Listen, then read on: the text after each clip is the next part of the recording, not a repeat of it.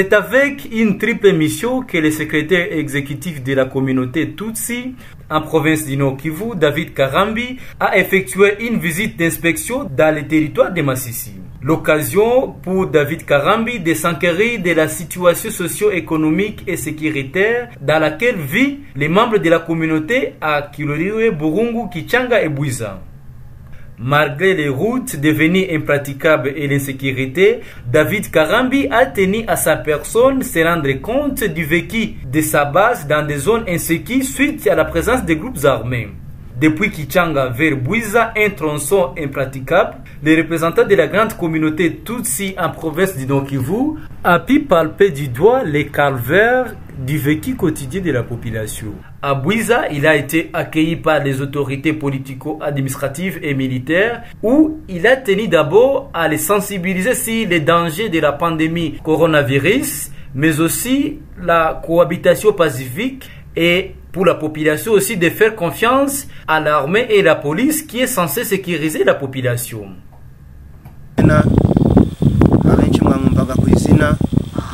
Abandi kumamuka mubona ku mafoto ariko nziko bamwe munaziranye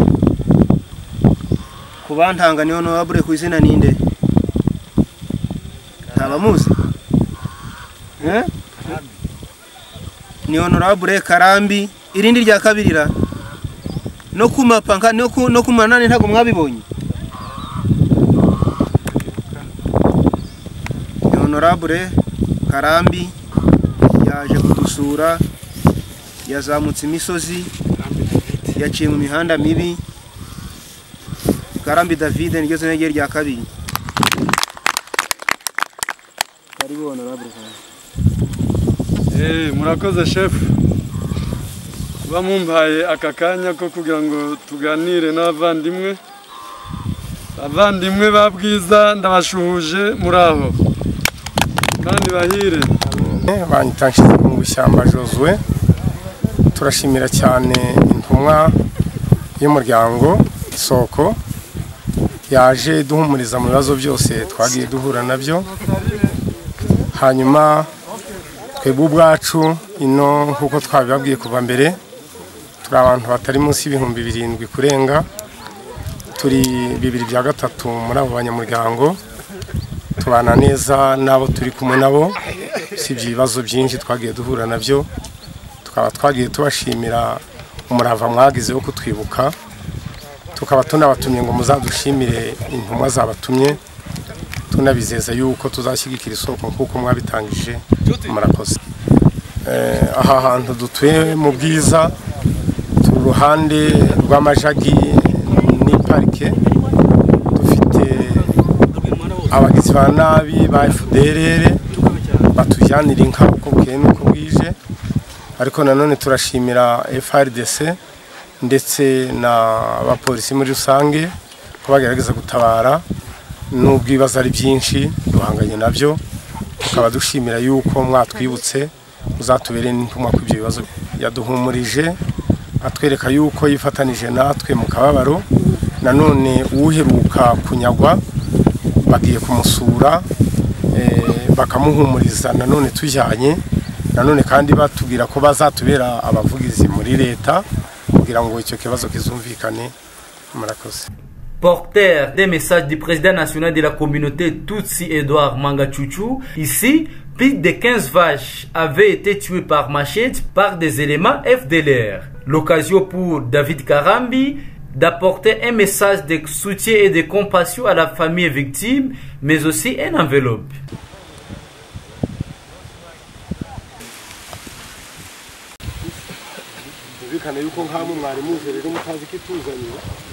Mushobora kwibaza ngo mbese aba bantu nabahe, cyane ko harimo bamwe mutazi.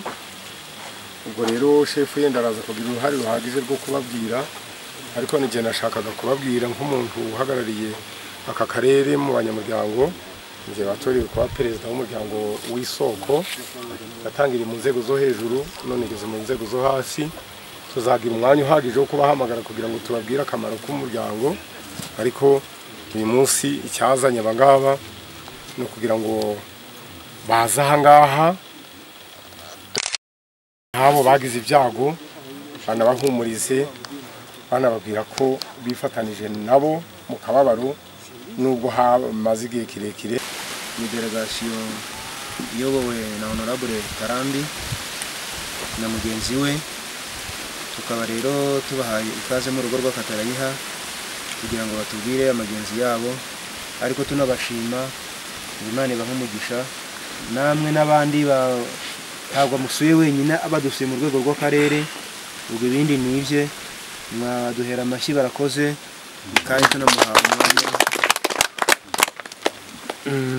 Bavandimwe, ndagira ngo mbanze nshimire Imana kuko Imana ni Imana. Imana niyo yatumye turamuka twese. Imana yaraturinze buri bantu aho bari, none Imana yatumye uyu munsi ihabwa ikuzo. Mu by'ukuri Gatarayiha niwe wa nyuma wagize ibibazo bikomeye byo kunyagwa ubwo abanzi bateye mu rwuri, ariko kuko Imana ari Imana, Gatarayiha n'umuryango we baracyahumeka, Imana ibakomeze. Rero twaje hano duhagarariye umuryango uyobowe na Honorable Mwangacucu Edouard ari Kinshasa. Ibyabaye muri uru rugo rwa Gatarayiha cyabaye ndakeka hagati y'ukwa 10 cyangwa n'ukwa 11 aho ngaho, ariko no mu bihe byashize n'abandi baranyazwe, si hano gusa, za Bukombo, za Gicanga iyo mu kibaya, iriya za Mokoto, iriya Imasisi, habaye ubugome cyane bwibasiwe aborozi, Abahutu n'Abatutsi ndetse n'Abahunde yewe. Ubwo rero mu rwego rw'umuryango wa kominote yacu twoherejwe na perezida avuga ati ubwo ndaye naza byibuze muzabe mugezeyo abanyabwiza muzabahumurize, noneho igihe nikigera natwe tuzaze nk'umuryango ushyitse tubarebe tubahumurize, ariko babe bazi yuko ibyabo byatubabaje. Na mbere y'icyo kinyago cyanyu hari n'abandi banyazwe ino n'ahandi hose. Ubwo rero twebwe twari tuje kubahumuriza muri rusange mu izina ry'umuryango, ariko umuryango ntabwo ari twebwe urangiriyeho, hari igihe umuryango uzagaruka nk'umuryango, twe twaje nk'intumwa. Rero nimukomere, sindi gukomeza gusa umuryango wa Gatarayiha, ndakomeza abo mu bwiza bose na hano harya ngo ni Gasasa mu Kinanyana, mwese mwagushije ishyano muri ku rugamba, ariko mukomeze mubagarire, mukomeze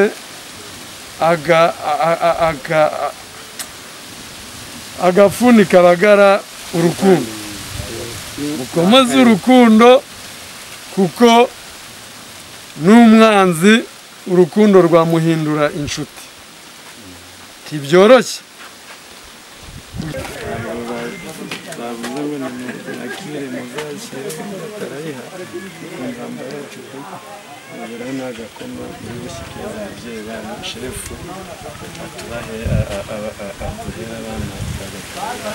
kandi niwe mubyeyi wacu twese.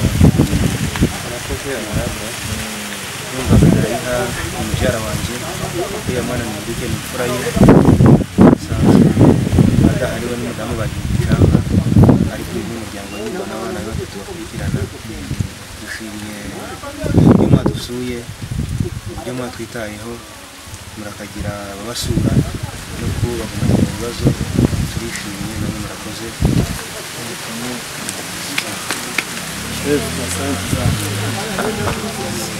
Babikomere bana.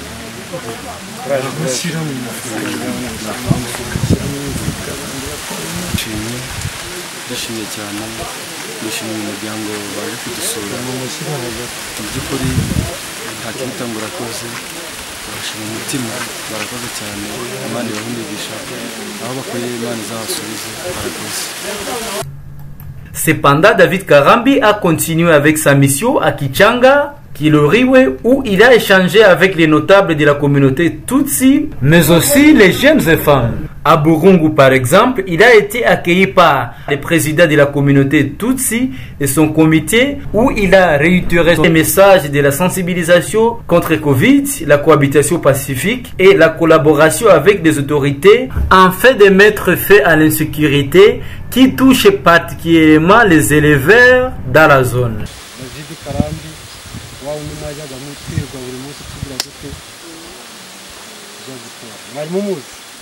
ntabwo yaje hariya mu madeko igihe cya kampanye ntimwamubonye hano ntabaye bahari. Uyu rero yagarutse uyu munsi kugira ngo wenda aturebeho bamwe na bamwe, igihe yageze hano mukamuzi tugiye n'umuzi ku gihe cyegereje cy'amatora, uyu munsi akaba yaje nanone ari kugenda dusura nk'imfubyi z'abasize inyuma. Rero mu by'ukuri mufashe tumwakire. Turamwakira dute? Turamwakiriye mu izina rya Yesu. Amen. No gukoma amashyi tuyakubitire rimwe. None muri make ijambo n'ibye. Umuryango wa kominote mwarawumvise witwa Isoko. Habaye amatora rero mu ntangiriro z'umwaka, dutora Honorable Edouard Mwangacucu guhagararira kominote yacu mu rwego rw'igihugu. Yungirijwe n'uwitwa Patient Semuswa. Iyo uri mu bandi, yuri ahantu nk'aha ngaha usabwa kwambara akantu gapfuka amazuru n'umunwa kugira ngo utanduza abandi cyangwa ngo abandi bakwanduza. Ni kimwe cyangwa ikindi, turi kumvikana. Ushobora kubanduza kuko nawe watwanduza.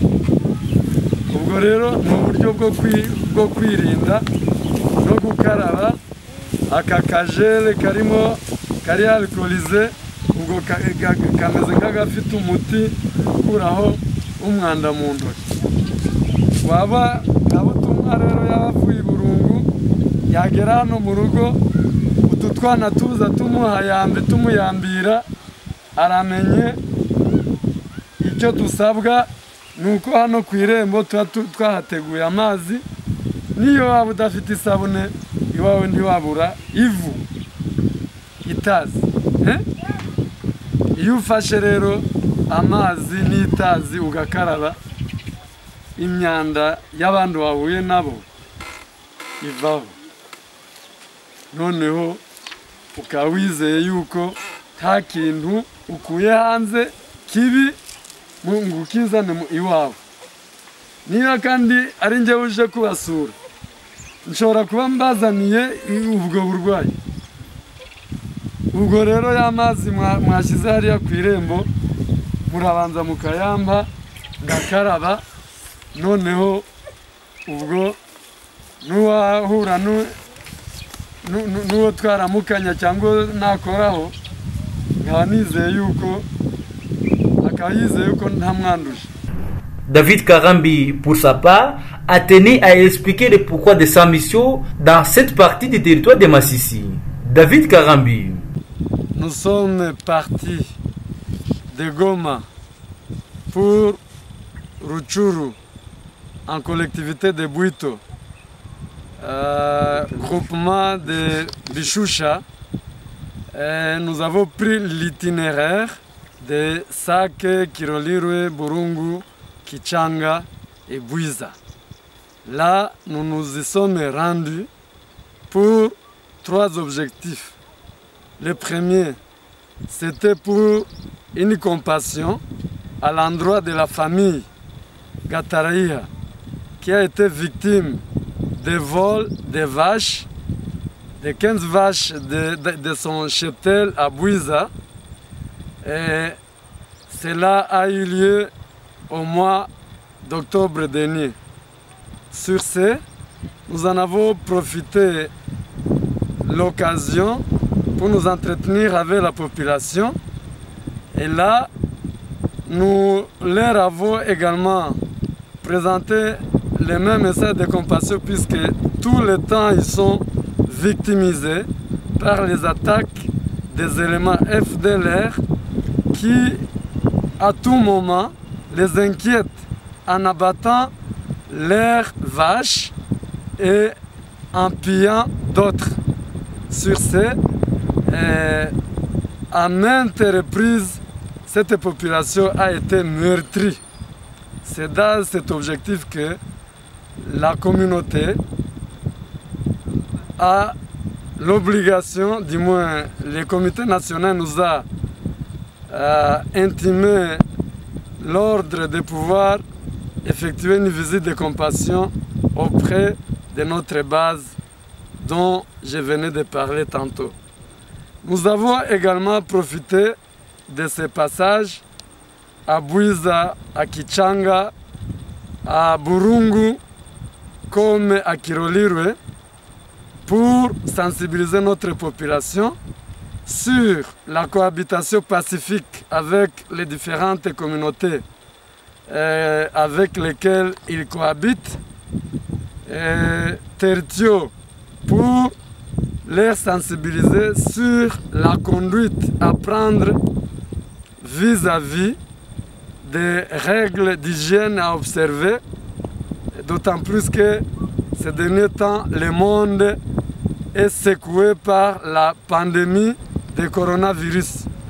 C'est dans ce cadre-là que nous avons effectué cette visite. La population de Bwiza a été très ravie et consolée par le message du président, l'honorable Mwanga Chuchu Edouard, pour nous avoir mandaté à leur présenter le message de compassion. Elle a été très satisfaite puisque tout le temps qu'elle a été secouée par cette vague d'attaques, ils n'ont jamais reçu un quelconque message de compassion de la part de leurs émissaires, tant au niveau territorial, provincial que national. Ils ont émis des recommandations. Primo, la recommandation à caractère sécuritaire, puisque sans sécurité, on ne peut pas réaliser quoi que ce soit. Les écoles ne fonctionnent pas, même les malades ne se rendent pas au centre de santé, les éleveurs ne s'occupent pas de leur cheptel bovin, les cultivateurs ne vont pas labourer leur terrain, donc même les commerçants ils ne peuvent pas réaliser leur commerce tant qu'ils sont insécurisés. La deuxième recommandation, c'était de pouvoir sensibiliser la hiérarchie pour que l'on puisse déployer beaucoup de positions des FRDC et même de la PNC en guise de leur garantir cette sécurité. C'est dans cet esprit que nous recommanderons à notre hiérarchie de pouvoir approcher les autorités politiques pour une mise à profit de cette vision. Bon, nous allons d'abord présenter les rapports auprès de notre président national, l'honorable Edouard Mwanga Chuchu, à qui nous allons présenter toutes ces recommandations afin qu'il puisse plaider au niveau national pour que le ministère ayant à charge l'intérieur et la sécurité du territoire puisse s'occuper en déployant les éléments nécessaires pour sécuriser cette contrée. De deux, nous allons nous approcher du gouverneur de province afin qu'il puisse s'imprégner de cette préoccupation de la population insécurisée qui a droit à la vie et à la jouissance des droits des citoyens. Et trois, nous allons approcher les autorités militaires pour qu'ils renforcent les positions tant militaires que policières en vue de sécuriser toute la population du coin.